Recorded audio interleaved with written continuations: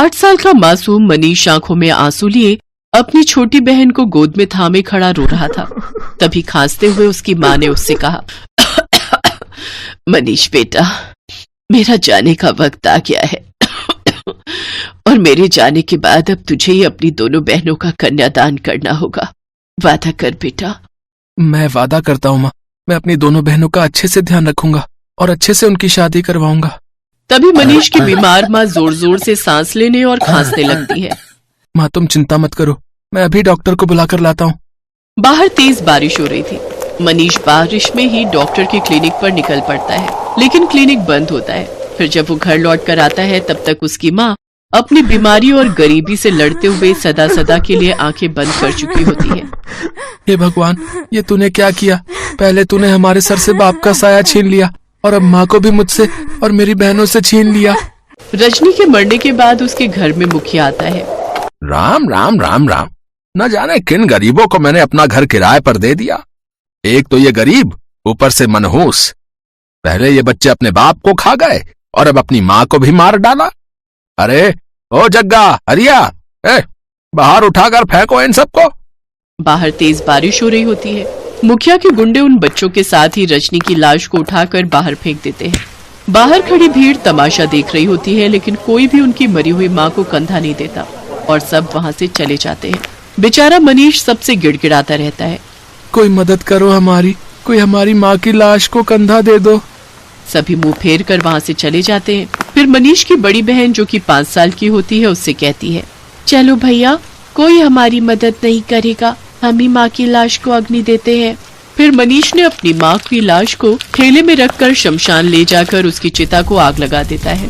उस चिता को देखकर मनीष को समझ में आ गया कि ये दुनिया मतलब की है और यहाँ हर किसी को अपनी मदद खुद ही करनी पड़ती है। घर से बेघर होने के बाद वो गरीब भाई अपनी दोनों बहनों के साथ यहाँ वहाँ भटकता रहा। फिर उसे एक सेठ दिखाई दिया। चलो रे, जल्दी जल्दी सामान ट्रक में लोड करो। सेठ जी, भगवान के लिए मुझे कोई काम दे दीजिए, मुझे अपनी दोनों बहनों को खाना खिलाना है। पिछले 3 दिन से इन्होंने कुछ भी नहीं खाया है। ठीक है, जा फिर जल्दी से वो बोरियां उठाकर इस ट्रक पर रख, चल। कम उम्र का होकर भी मनीष बड़े आदमी जैसे भारी बोरियां सर पर उठाकर रखता है। उस दिन उसकी पहली कमाई उसे 100 रुपए मजदूरी के तौर पर मिलते हैं। उन पैसों से वो अपनी छोटी बहन के लिए दूध और बड़ी बहन के लिए बर्गर खरीदता है, मगर खुद पानी पीकर ही गुजारा कर लेता है। अब वो हर रोज सेठ के लिए काम करता और पैसे कमाता। ऐसे ही समय बीता और अब वो सब बड़े हो गए। जहाँ बड़ी बहन सलोनी सांवले रंग की थी, वही छोटी बहन रुचि दिखने में बेहद सुंदर और गोरी थी, इसलिए उसे खुद पर बड़ा ही घमंड था। सलोनी, रुचि, कहाँ हो तुम दोनों? देखो मैं तुम्हारे लिए क्या लाया हूँ। लाओ भैया, दिखाओ क्या लाए हो आप मेरे लिए। ये लो, ये तुम्हारा, और ये सलोनी, ये तुम्हारा। रुचि गिफ्ट खोलती है। छी भैया, ये गिफ्ट लाए हैं आप मेरे लिए। इस सूट को देखकर तो ऐसा लग रहा है जैसे आप इसे किसी मंगल बाजार से उठाकर लाए हैं। बिल्कुल बहन जी टाइप सूट है। आप रहने दो, आपकी चॉइस घटिया है। आप ना मुझे 15,000 दे दो। कल मेरी फ्रेंड्स शॉपिंग के लिए मॉल जाएंगी तो मैं उनके साथ ही जाकर कुछ ले लूंगी। अपनी छोटी बहन की खुशी के लिए मनीष अपनी सारी कमाई उसके हाथ में रख देता है, मगर सलोनी अपने भाई की बात को समझती है। ऐसे कुछ दिन बीत जाते हैं। एक रोज रुचि अपने भाई से कहती है, भैया मुझे आपको कुछ बताना है। हाँ बोल ना मेरी प्यारी बहन, बोल। भैया मैं एक लड़के को पसंद करती हूँ, रौनक नाम है उसका, और वो एक अमीर घर से है। मैं उनके साथ खुश रहूंगी क्योंकि वो हमारी तरह गरीब नहीं है। रुचि का ऐसा कहना उसके भाई के लिए एक थप्पड़ सा था, लेकिन वो चुप रह जाता है और कहता है, रुचि, सलोनी तुमसे बड़ी बहन है। एक बार उसका रिश्ता पक्का हो जाए फिर मैं तुम दोनों की शादी करवा दूंगा। मनीष सलोनी के लिए रिश्ते देखने लगता है, लेकिन उसके सांवले रंग के कारण कोई भी उसे पसंद नहीं करता। भैया इसके काले रंग के कारण इसे रिश्ते नहीं मिलते तो मैं क्या करूं? भला मैं क्यों कवारी रहूं इसके पीछे? अपनी बहन के बारे में ये कैसी बातें कर रही हो तुम? वो ठीक ही तो कह रही है भैया। तभी पंडित उनके घर आते हैं और मनीष से कहते हैं कि जो 2 दिन पहले गरीब रिश्ता तुम्हारी बहन सलोनी के लिए आया था, उन्होंने सलोनी को पसंद कर लिया है। ये सुनकर मनीष बहुत खुश होता है। अब वो अपनी दोनों बहनों की शादी की तैयारी शुरू कर देता है। फिर एक रोज रुचि के ससुराल वाले उसके लिए बहुत ही महंगा शादी का जोड़ा और गहने लेकर आते हैं। रुचि, ये शादी का जोड़ा और ये डायमंड सेट माँ ने तुम्हारे लिए पसंद किया है। इसे शादी वाले दिन जरूर पहनना, ओके? क्योंकि मेरी होने वाली दुल्हन लाखों में एक है। कुछ देर बाद वो वहाँ से चले जाते हैं। फिर रुचि खुद पर इतराते हुए कहती है, देखा मनीष भैया, कितना महंगा तोहफा भेजा है मेरे ससुराल वालों ने। अगर उनकी जगह आपको शादी का जोड़ा देना होता तो आप तो मेरे लिए वही मंगल बाजार की कोई घटिया सी साड़ी उठाकर ले आते और उसी में मेरा कन्यादान भी कर देते। ये कहकर रुचि वो सब सामान लेकर अपने कमरे में चली जाती है, जिसके बाद मनीष खूब रोता है और अपनी माँ की तस्वीर से कहता है, आज मेरी छोटी बहन इस घर से जाते जाते मेरे मन पर घाव कर रही है कि मैं उसके लिए कुछ नहीं कर सका, मैं एक अच्छा भाई नहीं बन सका। माँ, ऐसा मत कहो भैया, आप तो बहुत अच्छे भाई हो, बहुत कुछ किया है आपने हमारे लिए। जहाँ रुचि अपनी कड़वी बातों से मनीष को घाव कर रही थी, वहीं सलोनी अपनी बातों से अपने भाई के घाव भर रही। सलोनी के ससुराल वाले गरीब थे, इसलिए वो उसे शादी का जोड़ा नहीं भेज पाते। फिर मनीष ही अपनी सांवली बहन को एक दुकान से लाल रंग की साड़ी, चूड़ियां और श्रृंगार का सामान देता है। ऐसे ही शादी वाला दिन भी आ जाता है। आओ मेरी काली बहन, अंदर आओ, मुझे देखकर बता किस महंगे और सुंदर शादी के जोड़े में मैं कैसी लग रही हूँ। बहुत सुंदर लग रही हो मेरी बहन, लेकिन सच कहूँ तुम बहुत ही बेकार दुल्हन लग रही हो। ये कैसी बेकार सी साड़ी और गहने पहन रखे हैं तुमने, और ऊपर से ये सस्ती सी कच्ची चूड़ी पहन ली है। उफ, इस गरीब खाने में रहेंगे तो ऐसा ही होगा, इसीलिए मैं जल्द से जल्द इस गरीब खाने से बाहर निकलना चाहती हूँ। उफ, अब तो दम घुटता है इस घर में मेरा। शायद अमीर घर की बहू बनने की खुशी में तुम ये भूल गई हो कि हमारे भैया ने हमें कितनी मुश्किलों से पाला है। माँ बाप का साया सर से उठने के बाद अपना बचपन गंवाकर उन्होंने हमें पाला, खुद भूखे रहकर हमारा पेट भरा, और माँ को दिए वादे को पूरा करने के लिए उन्होंने आज तक शादी नहीं की और अपना घर तक नहीं बसाया, और तुम कहती हो कि भैया ने हमारे लिए किया ही क्या है। ये सुनकर रुचि की आंखों के सामने वो दिन याद आ जाते हैं जब उसके गरीब भाई ने बचपन में ही कमाना शुरू कर दिया था और उनका पालन पोषण किया, उन्हें पढ़ाया लिखाया। रुचि को अपनी गलती का एहसास हो जाता है। कुछ देर बाद बारात आ जाती है और अपनी मरती हुई माँ को दिया हुआ वादा वो गरीब भाई अपनी दोनों छोटी बहनों का कन्यादान करके निभाता है। विदाई के वक्त रुचि अपने भाई के गले लगकर रोती है और कहती है, भैया भैया हमें माफ कर देना। माँ के जाने के बाद आपने जिस तरह से हमारा ख्याल रखा वो कोई नहीं रख सकता। काश कि हर भाई आपकी तरह होता भैया। आखिर में वो गरीब भाई अपनी बहन को माफ कर देता है, फिर खुशी खुशी अपनी दोनों बहनों को विदा कर देता है।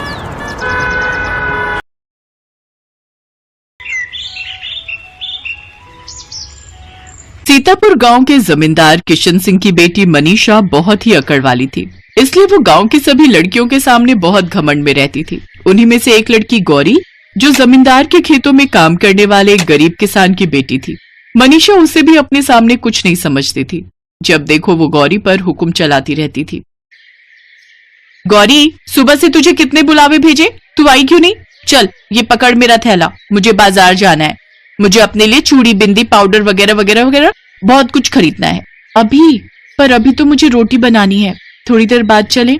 नहीं, थोड़ी देर बाद नहीं, अभी चल। फिर मेरे पास समय नहीं है, और अब तू मुझे मना मत करना, क्योंकि तू जानती है अगर तू मुझे मना करेगी तो मुझे गुस्सा आ जाएगा। फिर मैं बापू को बोलूंगी, और बापू को तू जानती है अगर किसी बात पर मैं नाराज हो जाऊं तो बापू तुम सब पर बहुत गुस्सा करेंगे। गौरी बिटिया, रोटी मैं बना लूंगी, जा तू इसके साथ चली जा, बेकार में कभी जमींदार साहब गुस्सा करे। पर माँ, तुम अभी अभी खेत से काम करके आई हो, तुम भी तो थकी हुई हो। कोई बात नहीं बिटिया, तू इसे जानती है कि ये कैसी है। अगर इसने तेरी शिकायत जमींदार साहब से कर दी तो वो सारा गुस्सा मेरे ऊपर और तेरे बापू के ऊपर निकाल देंगे। ठीक है माँ, पर मैं जल्दी आने की कोशिश करूंगी, ज्यादा काम मत करना, तुम आराम कर लेना। मनीषा गौरी को ऐसे ही तंग करती थी, पर गौरी की मजबूरी थी उसकी बातों को मानना। इसी बात का फायदा हमेशा मनीषा उठाती रहती थी। मनीषा, हम बहुत देर से बाजार निकले हुए हैं, घर चले अब, माँ इंतजार कर रही होगी। रुक, अभी तो आए हैं, मुझे वो सामने की दुकान से अपने लिए झुमके लेने। भैया, ये झुमके कैसे दिए? 30 रुपए जोड़ी है। एक काम करो, ये वाला और वो दोनों भी, ये सारे कर दो। देख गौरी, ये झुमका मुझ पर कैसा लग रहा है? बहुत सुंदर लग रहा है मनीषा, ले लो, तुम पर बहुत अच्छा लगेगा। वो तो लगेगा ही, इस पर कहने वाली कोई बात नहीं है, आखिर गांव के जमींदार की बेटी हूँ, मुझ पर सब कुछ अच्छा लगता है। तुझे पता है बापू ने मेरी शादी के लिए बहुत कुछ सोचा हुआ है। शादी से याद आया, कल मुझे लड़के वाले देखने के लिए आ रहे हैं। वीरपुर गांव के जमींदार का बेटा है, पता है कितने पैसे वाले लोग हैं। बापू कहते हैं मैं तो राज करूंगी, राज। और वैसे एक बात कहूँ, मैं तुझे ये सब क्यों बता रही हूँ? तू तो ठहरी गरीब नौकर की बेटी जो हमारे यहाँ नौकर है, तू ये सब बातें नहीं समझेगी। क्योंकि मुझे पता है तेरी शादी तो इसी गांव में किसी किसान के बेटे से ही होगी। मेरे दिमाग में एक विचार आया है, अगर मेरी यहाँ बात पक्की हो जाती है तो मैं अपने होने वाले पति को कह दूंगी कि उनके घर में कोई नौकर हो, क्या पता वो अच्छा हो, तो हम तेरी शादी उससे कर देंगे। फिर तुझे कहीं काम ढूंढने की भी जरूरत नहीं पड़ेगी। तू अपने पति के साथ आराम से मेरी ससुराल में नौकरी करना। गौरी चुप हो जाती है। वो जानती थी कि मनीषा का स्वभाव कैसा है। मनीषा की शादी पक्की हो जाती है और वो अपनी शादी की तैयारी में लग जाती है। मनीषा शॉपिंग के लिए शहर जाती है तो गौरी को अपने साथ लेकर जाती है। भैया, मुझे तो महंगे से महंगा ब्राइडल लहंगा दिखाना। मैं अपनी शादी में इतनी सुंदर लगूं कि आसपास के गांव वाले देखते रह जाएं। बहन जी, हमारी दुकान का सबसे बढ़िया महंगा लहंगा है, पूरे 3 लाख का है। ये तो बहुत सुंदर लहंगा है। ये लहंगा मेरे ऊपर बहुत अच्छा लगेगा, पर अभी तो मैं इतनी थक चुकी हूँ कि इसको पहनकर देखने की बिल्कुल हिम्मत नहीं हो रही। एक काम कर गौरी, ये लहंगा तू पहन के दिखा, अगर सही लगेगा तो मैं यही ले लूंगी। पर मैं कैसे पहन सकती हूँ? ये तो तुम्हारा दुल्हन का लहंगा है ना। तो मैं कौन सा तुझे ये कह रही हूँ कि ये तेरा दुल्हन का लहंगा है। मैं जानती हूँ ये मेरा दुल्हन का लहंगा है। वैसे भी तुझ जैसी गरीब का ये ब्राइडल लहंगा हो भी नहीं सकता। ये तो तुझे मैं मौका दे रही हूँ सिर्फ पहन कर दिखाने के लिए। चल जा, अब जितना कहा है उतना सुन। मैं बहुत थक चुकी हूँ, मुझे गांव भी वापस पहुंचना है, बहुत सारे काम है। गौरी वो ब्राइडल लहंगा ट्राई करने के लिए ट्रायल रूम में चली जाती है, पर जैसे ही वो लहंगा पहनकर बाहर आने लगती है, उसकी नजर कोने में रखे एक पर्स पर जाती है। गौरी से पहले एक बड़ी उम्र की लेडी ट्रायल रूम से बाहर निकली थी। गौरी उन्हें आवाज लगाती है, आंटी जी, ये आपका बटुआ, आप अंदर भूल गए थे शायद। अरे हाँ, ये मेरा पर्स है, शुक्रिया।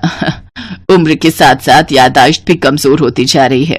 वो तो मेरी बड़ी बहू है जो मुझे यहाँ जबरदस्ती दुकान पर ले आई, वरना मैं बहुत कम निकलती हूँ।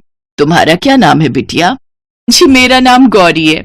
अच्छा, तो अपनी शादी का लहंगा पसंद करने आई हो। ये लहंगा तुम पर बहुत सुंदर लग रहा है। जी, ये मेरा लहंगा नहीं है, हमारे गांव के जमींदार साहब की बेटी है, उसकी शादी है, तो वो अपना लहंगा लेने आई थी। वो थोड़ी थकी हुई है, इसलिए उसने मुझे बोला कि मैं ये पहनकर उसे दिखा दूं। बस वही देख रही थी, तभी आपके बटुए पर मेरी नजर पड़ गई। अच्छा, वैसे कौन से गांव की हो तुम? जी, हम लोग सीतापुर गांव से आए हैं। सीतापुर गांव से? अच्छा, वहां के जमींदार तो मुझे बहुत अच्छे से जानते हैं। खैर, तुमसे मिलकर अच्छा लगा। तभी मनीषा गुस्से में आ जाती है। क्या बात है गौरी, मैं इतनी देर से तुम्हारा वहां बैठकर इंतजार कर रही हूँ और तुम यहाँ लहंगे को देख रही हो। अरे तुम भूल क्यों जाती हो कि तुम जैसी गरीब के लिए ये लहंगा नहीं बनाए। ये सिर्फ मैंने तुम्हें पहनकर देखने के लिए बोला था। ये लहंगे खरीदने की तुम्हारी औकात नहीं है। ये लहंगा सिर्फ मैं ही खरीद सकती हूँ। अपने सपने से बाहर आओ। बस मैंने देख लिया, बहुत अच्छा लग रहा है, जाओ जाकर बदल कर आओ। वो लेडी देखती है कि मनीषा गौरी से बहुत बुरी तरह बात कर रही है। गौरी की आंखों में शर्म से आंसू आ जाते हैं और वो वापस ट्रायल रूम में लहंगा बदलने के लिए चली जाती है। अगले दिन गौरी जब तैयार होकर मनीषा के घर जाने लगी, तभी उसके घर के बाहर एक कार आकर रुकी। आंटी जी, आप? और यहाँ आपको मेरे घर के बारे में कैसे पता चला? माँ, ये कल मुझे शहर में जिस दुकान से मनीषा ने लहंगा लिया ना, वहां मिली थी। नमस्ते। कल गौरी से मिलने के बाद मैं इसे भूल ही नहीं पाई। घर जाकर मैंने अपने बड़े बेटा बहू और छोटे बेटे से इस बारे में बात की। बहन जी, भाई साहब, मैं गौरी को अपने घर की बहू बनाना चाहती हूँ। मैं अपने छोटे बेटे राघव के लिए आपकी बेटी गौरी का हाथ मांगती हूँ। गौरी के माता पिता की खुशी का ठिकाना नहीं था।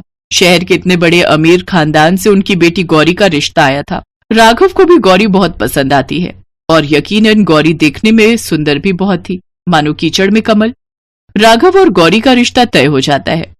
मनीषा की शादी के तुरंत बाद ही गौरी की भी शादी थी। मनीषा अपने पति के साथ उसकी शादी अटेंड करने आई थी। आओ मनीषा, अपनी सहेली से नहीं मिलोगी? देखो कैसा लग रहा है हमारी बहू का लहंगा। पूरे 5 लाख का है। तुम्हारा कितने का था? जी, मेरा इससे कम का था, 3 लाख का। अच्छा आंटी जी, मुझे ना मेरे हस्बैंड बुला रहे हैं, हम लोग बस निकलने ही लगे थे। मनीषा का मुंह उस समय देखने वाला था। आज उसे सही सबक मिला था। कहते हैं व्यक्ति की किस्मत कब पलट जाए कोई नहीं जानता। हमारी जिंदगी में जो हम सोचते हैं वैसा बिल्कुल नहीं होता। सब कुछ हमारी सोच के विपरीत होता है, जैसा गौरी के साथ हुआ।